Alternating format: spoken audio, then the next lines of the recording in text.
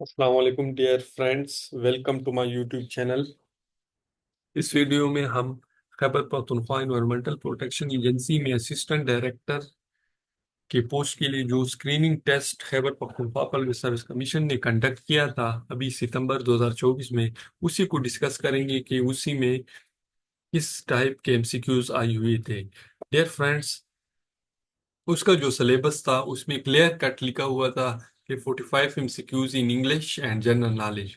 चूंकि उस इस पोस्ट के लिए बहुत सारे सब्जेक्ट्स के कैंडिडेट्स या ग्रेजुएट्स एलिजिबल थे और वो उन्होंने अप्लाई की हुई थी, तो इस वजह से किसी एक खास फील्ड से या किसी एक खास सब्जेक्ट से एमसीक्यूज नहीं आए हुए थे, बल्कि सिर्फ जनरल नॉलेज और जनरल इंग्लिश के एमसीक्यूज इंक्लूडेड थे।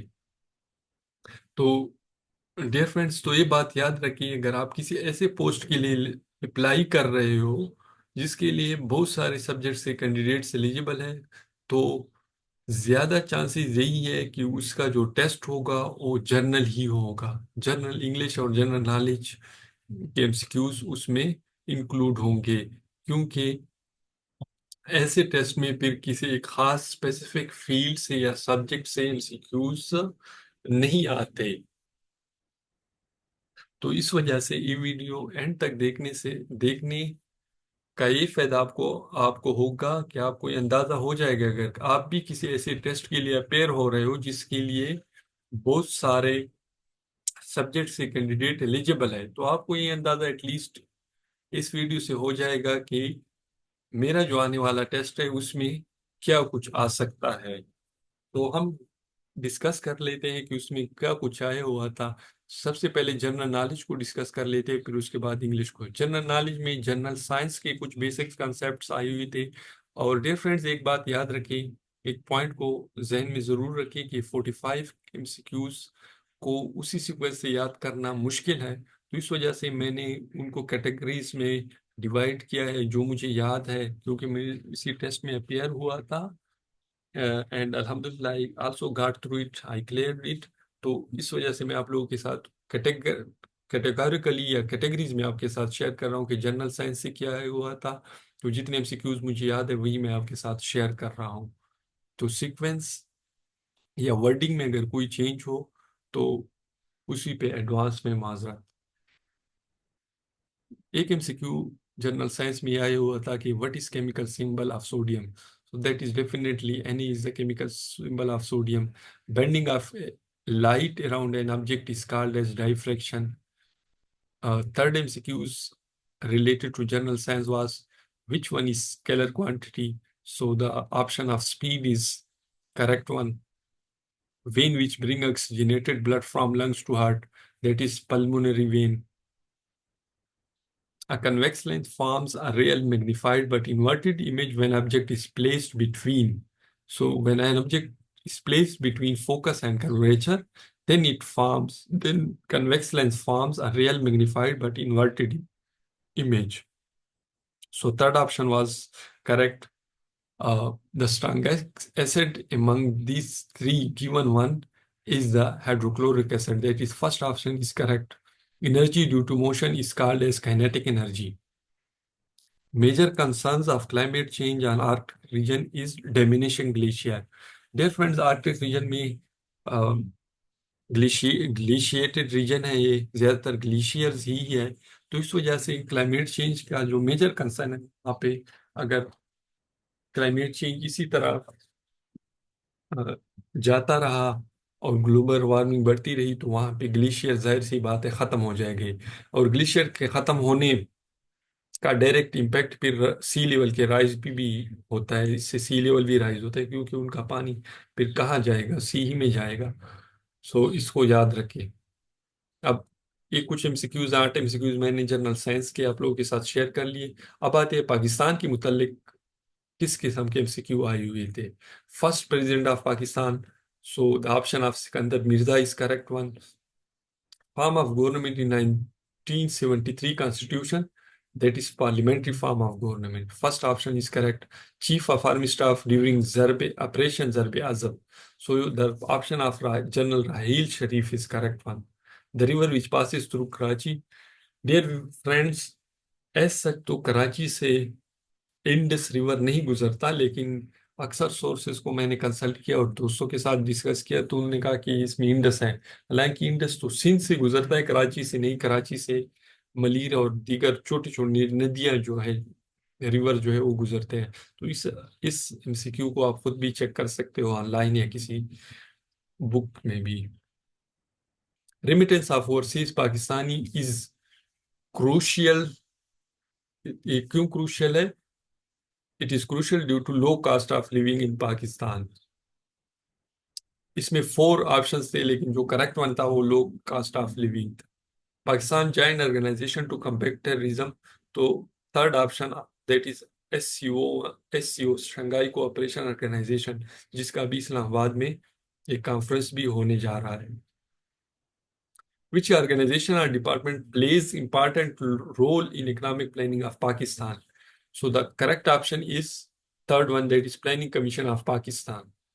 अब ये पाकिस्तान से रिलेटेड कुछ एमसीक्यूज हमने डिस्कस कर लिया। अब चाहते हैं कि वर्ल्ड अफेयर्स या वर्ल्ड के जो नॉलेज है उसमें से या उसके मुतालिक क्या कुछ आया हुआ था। Which country in Europe did controversial referendum in 2014? So the option of Scotland was correct one. कुछ और ममालिक के नाम भी थे, लेकिन Scotland is correct one. Which country joined Eurozone? So according to many sources, Sweden. The option of Sweden is the correct one in this MCQ. 2024 MCQ, 2024 Summer Olympics was hosted by France. Second option is correct one. Country recently withdrawn from European Union. So the option of United Kingdom, UK is the correct one. Caucasus region is comprising of, इसमें 3 countries आते हैं, Georgia, Armenia and Azerbaijan, और इस reason को फिर इकट्ठी या collectively काकस क्या कहा जाता है। नागोरो कराबाख कंफ्लिक्ट इज बिटवीन, ये 2 कंट्रीज के दरमियान है। अभी रिसेंटली इसमें कंफ्लिक्ट या जंग भी हुई थी, और इन दोनों ममालिक के नाम आर्मीनिया एंड अजरबैजान है। North gas pipeline which connects Europe passes through Baltic Sea. Nationalism is political concept. अब इंग्लिश की तरफ आते हैं कि इंग्लिश में क्या हुआ था। कुछ सिनोनिम्स थे, एक दो एंटोनिम्स भी थे वोकैबुलरी से रिलेटेड जो एमसीक्यूज थे। एक सबसे पहले सिनोनिम ऑफ ऑस्टेंटिशियस, ये शोई पर्सन को कहते हैं जो अपने आप को ज्यादा दिखाता है। सिनोनिम ऑफ एक्सुबेरेंट, एक्सुबेरेंट की मानी जॉयफुल की है। सिनोनिम ऑफ विजिलेंट, जाहिर सी बात है अलर्ट को, इसकी इसका सिनोनिम जो होगा अलर्ट होगा। Synonym of incessant means not, incessant mean not stoppable. Synonym of eloquent, eloquent fluent को बोलते हैं। Synonym of deleterious, that is dangerous. Investigation of suspect continued for, कुछ सेंटेंसेस भी दिए गए थे जिनको आपने जिनमें ब्लैंक स्पेस दिया गया होता था और आपने उस सेंटेंस को फिर कंप्लीट करना होता था। जिस तरह एक है, investigation of suspect continued for hours, my parents travel to Paris last summer. Correct verb आपने या किसी भी कैंडिडेट ने फिल करना होता था कि करेक्ट वर्ब की कौन सी फॉर्म इस्तेमाल होगी। Athlete along with marathon racers is training. People believed that ancient city had been discovered by archaeologists. तो ये voices negative voice passive voice से रिलेटेड भी कुछ सेंटेंसेस दिए गए थे जिनमें से आपने करेक्ट वॉइस को सेलेक्ट करना होता था। इस तरह एक दूसरा इनकम्प्लीट सेंटेंस था, serve dinner with sparkled, sparkles or sparkling. तो इस तरह के कुछ इनकम्प्लीट सेंटेंस भी दिए गए थे जिसको आपने फिर करेक्ट ऑप्शन की मदद से फिल करना या कंप्लीट करना होता था। जैसे कि ऑलरेडी मैंने बता दिया, 3-4 सेंटेंसेस एक्टिव वॉइस और पैसिव वॉइसेस की भी अ, दी गई थी जिसमें आपने करेक्ट वॉइस को सेलेक्ट करना होता था। सेंटेंस टाइप से भी एक दो एमसीक्यू थे कि सेंटेंस सेंटेंस दी गई थी और उसके ऑप्शंस में सेंटेंस टाइप के बारे में पूछा गया था कि सिंपल है, कंपाउंड है या कम्प्लेक्स है। अब दोस्तों ये तो हमने एमसीक्यूज को डिस्कस कर लिया। अब आप लोगों को आइडिया हुआ होगा कि किस किस्म के एमसीक्यूज आ सकते हैं अगर आपका टेस्ट जनरल नॉलेज और जनरल इंग्लिश पे बेस्ड है। अब हर कैंडिडेट का यही क्वेश्चन होगा कि अब इंग्लिश तो बहुत बड़ा वास्ट एक सब्जेक्ट है, इसमें मैं क्या कुछ कवर कर लूँ। तो जाहिर सी बात है, इंग्लिश में आपने जनरल इंग्लिश जो 9th-10th के लेवल तक इंग्लिश है उसको कवर करना होगा। आपके लिए ये जरूरी होगा कि आप उसको कवर कर ले। इंग्लिश में कोई भी ऐसा लिटरेचर या हाई जो क्लासेस के इंग्लिश नहीं आती, उससे रिलेटेड कोई भी एमसीक्यूज नहीं होता। जनरल इंग्लिश, जनरल ग्रामर और जनरल वोकेबलरी से ही एमसीक्यूज आते हैं। तो इसके लिए कुछ डोमेन्स को फोकस करना जरूरी है। सबसे पहले आपने अपने वोकेबलरी को स्ट्रांग कर रहे। वोकेबलरी तो इंग्लिश में क्या कुछ है बंदा देखे। तो वोकेबलरी के लिए यही मशवरा है, अक्सर जो एक्सपर्ट्स है यही मशवरा देते हैं कि आप जीआरई का जो वोकेबलरी है उसको कवर कर ले। अगर आप उसको कवर कर लेते हो तो उससे आपके सारे एंटीनिम्स और सिनोनिम्स कवर हो सकते हैं। इस तरह पार्ट्स ऑफ स्पीच पे आपकी कमांड होनी चाहिए। सेंटेंस स्ट्रक्चर और सेंटेंस टाइप्स पे आपकी कमांड जरूरी है।